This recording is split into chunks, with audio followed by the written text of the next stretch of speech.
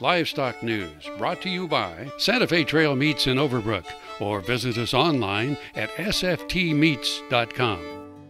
When it comes to the feeder calf supply, there's not enough to go around. There's going to be empty pens. I want that guy to have an empty pen, not me. the nation's cow herd was at 90.8 million head to start 2012.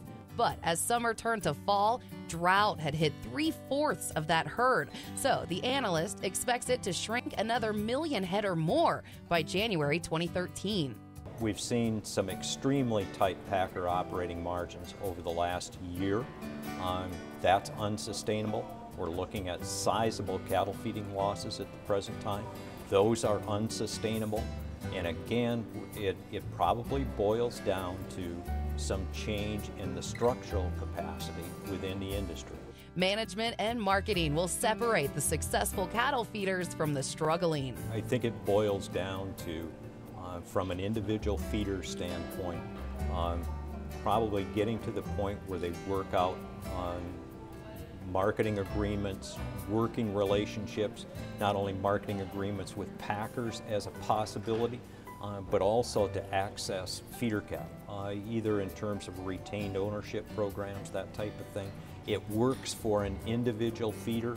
I don't want to say it's a boutique kind of thing, but that's the kind of environment that I think we're in.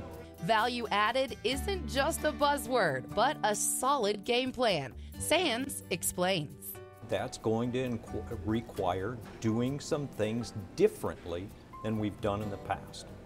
The typical commodity business, when an individual cattle feeder is competing against huge cattle feeding operations, they're at a competitive advantage.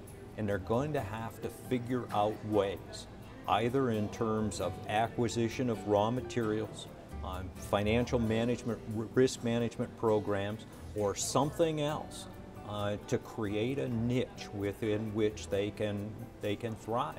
Because the reality is, not everybody will. I'm Cindy Campbell.